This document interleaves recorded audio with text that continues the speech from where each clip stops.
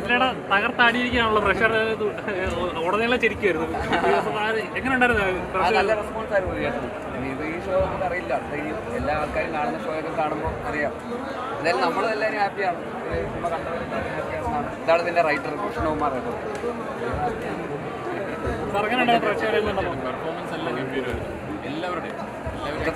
ഹാപ്പിയാണ്. തിയേറ്ററിൽ എല്ലാവരും നന്നായിട്ട് ചിരിക്കുന്നുണ്ടായിരുന്നു.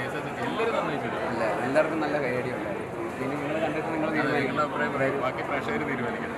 തിയേറ്ററിന്റെ അവസാനം മേ ബി കണ്ടിന്യൂ ചെയ്യണമെന്ന് ആഗ്രഹമുണ്ടോ? ഇത് നിങ്ങൾ ഏറ്റെടുത്താൽ കണ്ടിന്യൂ ചെയ്യും. അതുകൊണ്ടാണ് മേ ബി എന്നിട്ടത്. Thank you.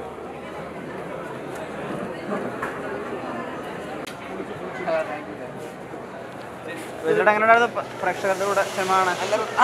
നല്ല റെസ്പോൺസ് ആയിരുന്നു. കണ്ടു. ഇതിനൊരു രണ്ടാം ഭാഗ സാധ്യത. രണ്ടാം ഭാഗം നന്നായി വന്ന രണ്ടാം ഭാഗം അതാ മേ ബി കണ്ടിന്യൂ ചെയ്തത്. ആൾക്കാർക്ക് ഇഷ്ടപ്പെടുമായിരിക്കും വിചാരിക്കുന്നു. നല്ല റെസ്പോൺസ് ഉണ്ടായിരുന്നു. ഇപ്പം നമ്മളുടെ ആൾക്കാരെല്ലാം കണ്ടത്. ഇനി അതല്ലാത്ത ആൾക്കാരും കൂടെ കാണുമ്പോൾ നമ്മളാണ് ശരിക്കുള്ള ഫീഡ്ബാക്ക് കിട്ടിയത്. ഇവരെല്ലാവരും ഹാപ്പി ആയിരുന്നു. ഫാമിലി എല്ലാവരും ഉണ്ടായിരുന്നു, ക്രൂ എല്ലാവരും ഉണ്ടായിരുന്നു.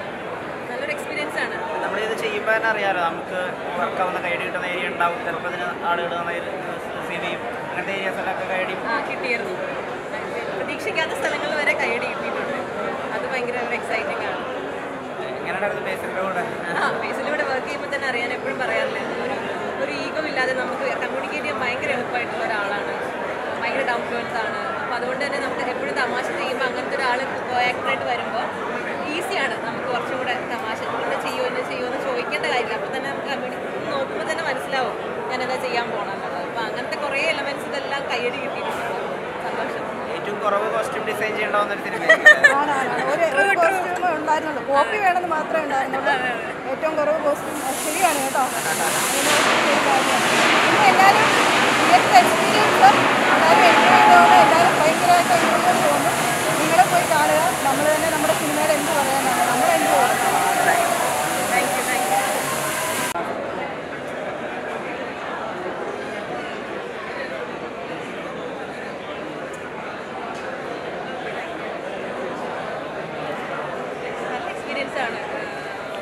തമാശ എല്ലാവർക്കും വർക്കായി നടന്നതിൽ തന്നെ ഒരു ഭയങ്കര സന്തോഷം. ഏറ്റവും കൂടുതൽ കോമഡി പടങ്ങൾ ചെയ്യുമ്പോൾ നമുക്കുള്ളൊരു സ്ട്രെസ് അതാണ്. നമ്മുടെ ഹ്യൂമർ വർക്കൗട്ട് ആവുന്നുള്ളത് അതാണൊരു സ്ട്രെസ്.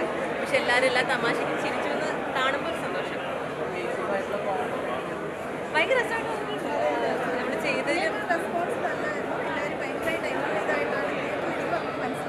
അതെ ബേസിലും ഉണ്ടായിരുന്നു കാണാനായിട്ട്. എല്ലാവരും ഒരുമിച്ചിരുന്നാണ് കണ്ടത്. അപ്പോൾ അതിൻ്റെ ഒരു സന്തോഷം കുറച്ചുകൂടെ കൂടുതലാണ്.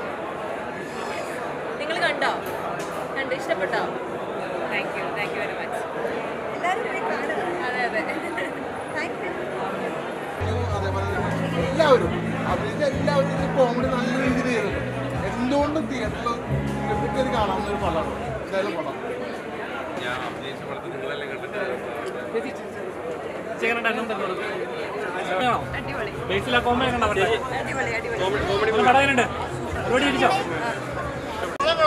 നല്ല നമ്മുടെ നിശ്ചിത വർഷം എന്ന് പറയുന്ന സംവിധായകനിൽ നിന്ന് ഇത്രയും സീരിയസ് ആയിട്ടുള്ളൊരു കോമഡി പടം ചെയ്യാൻ കഴിയുമെന്നുള്ളത് നമ്മളിപ്പോൾ അത് തെളിയിച്ചു കഴിഞ്ഞു.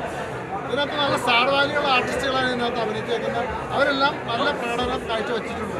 പിന്നെ ഈ പടത്തിൻ്റെ പേര് എന്ന് പറഞ്ഞു കഴിഞ്ഞാൽ നുണക്കുഴി എന്നല്ല ഇടുന്നത്, ശരിക്കും പള്ളിക്കെട്ടിനാണ് ഇടുന്നത്.